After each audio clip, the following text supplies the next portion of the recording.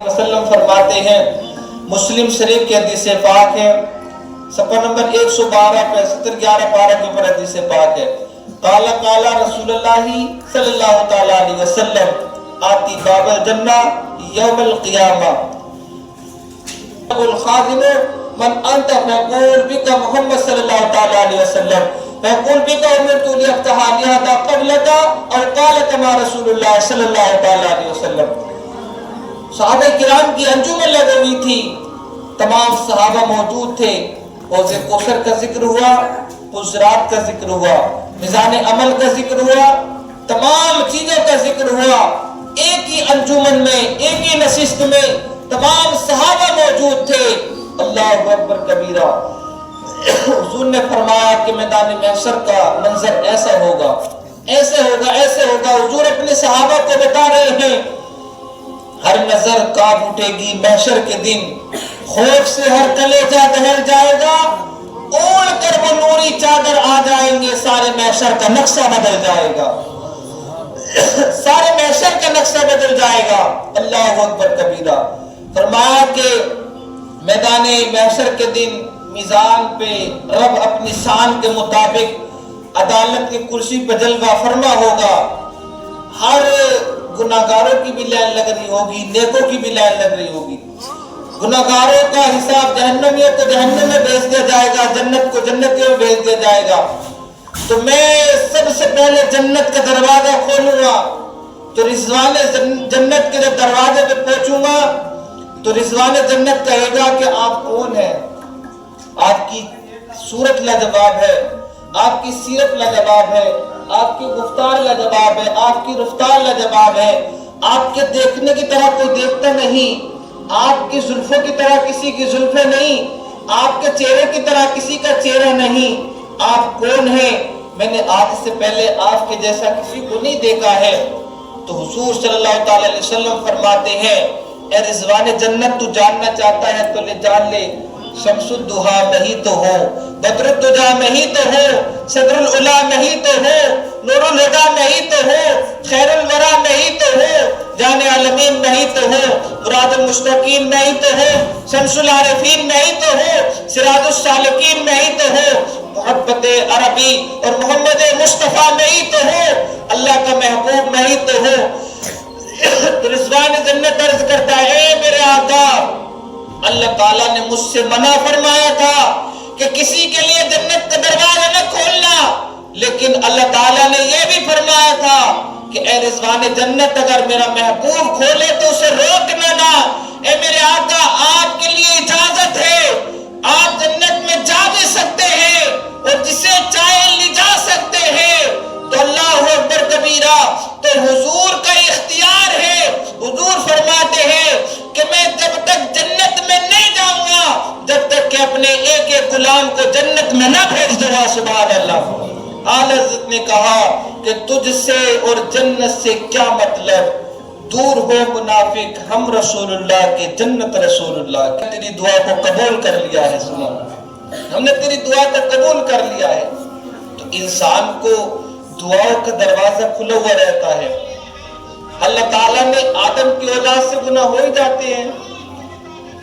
ہر انسان سے گناہ ہو جاتا ہے، لیکن گناہ پہ معافی جو مانگ لے اسی کو اللہ تعالیٰ پسند کرتا ہے اور معاف بھی کرتا ہے۔ اللہ تعالیٰ نے تو فرمایا ہے کہ میرے بندے تو جتنی بار آئے گا، جتنی بار مجھ سے معافی طلب کرے گا، اتنی بار میں تجھے معاف کرنے پر قادر ہوں۔ سبحان اللہ، اتنی بار میں تجھے معاف کرنے پر قادر ہوں۔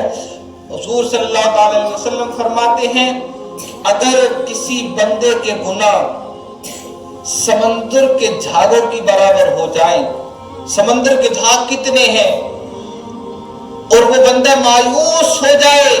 دنیا کے سب دربار اسے بھٹکا دیں، کوئی اپنے دربار پہ اسے لانے کے قائل نہ سمجھے اور اسے اس لائق نہ سمجھے کہ اب یہ دنیا اسے چھٹکارے، تو اللہ فرماتا ہے، اے میرے بندے، تو آخرکار ہے تو میرا ہی نا،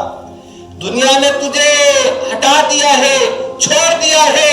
لیکن تیرے مالک نے تجھے نہیں چھوڑا ہے۔ تو آ تو صحیح اپنے رب کی بارگاہ میں اور غسل کر کے، وضو کر کے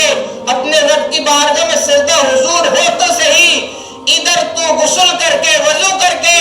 رب کی بارگاہ میں سجدہ حضور ہوتا ہے، ادھر تمہارا رب تمہیں معاف کرنے پر قادر ہو جاتا ہے۔ سبحان اللہ، وہ قادر ہے، معاف کر دیتا ہے، لیکن معافی مانگنے کے انداز بھی ہونے چاہیے، معافی مانگنے کے طلبگار بھی ہونے چاہیے۔ اللہ اکبر کبیرہ۔ اللہ تعالیٰ نے حضرت امام حسین کو تو کیا مقام عطا فرمایا تھا،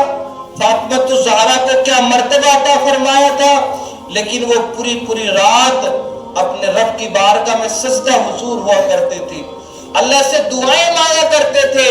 اللہ سے طلبگاریاں مانگا کرتے تھے، مولا کی رضا مانگا کرتے تھے۔ ان سے بڑا کون متقی ہو سکتا ہے، ان سے بڑا کون نمازی ہو سکتا ہے، ان سے بڑا کون پرہیزگار ہو سکتا ہے، لیکن رب کی بارگاہ میں وہ سجدہ حضور ہو کے کہتے تھے مالک ہم کیسے بھی ہیں لیکن تیرے بندے ہیں، مولا نہ خوشی اچھی نہ خوشحال اچھا، جس حال میں پروردگار رکھے وہ حال اچھا ہے۔ اے مالک جس حال میں تو رکھے ہمیں وہ حال اچھا ہے۔ حضرت نے کہا وہ تو اتنے عظیم الشان والے ہیں، حضرت نے کہا ہے کہ نور بنت نور زوج نور ام نور نور نور مطلق کی کنیز اللہ رے لہنا نور کا، اور تیری نسل پاک میں ہے بچہ بچہ نور کا، تو ہے نور تیرا سب گھرانہ نور کا، جن کے بارے میں ہمارے بزرگ وہ لکھ گئے ہیں، تو وہ رب کی بارگاہ میں ہمیں ایک راستہ دکھانے کے لیے کتنی دعائیں مانگا کرتے تھے۔ اللہ نے کہا کہ نور بنت نور، فاطمہ الزہرا کے بارے میں کہا کہ نور خود بھی نور ہے، بنت نور ان کے بابا بھی نور ہے، جو سے نور، اور جس نور کی وہ بیوی ہے وہ بھی نور ہے، اور نور ام نور نور یعنی ایک نور سے ان کے بیٹے حسن، ایک نور سے حسین، اور نور مطلق کی کنیز یعنی جس نور کی کنیز ہے وہ بھی نور ہے، اور نور مطلق کی کنیز اللہ رے لہنا نور کا، اور جس نور سے پیدا ہوئی وہ نور بھی رب العالمین نور ہے۔ ان کے بارے میں تو ہمارے بزرگ ایسے لکھ گئے، لیکن وہ پھر بھی پوری رات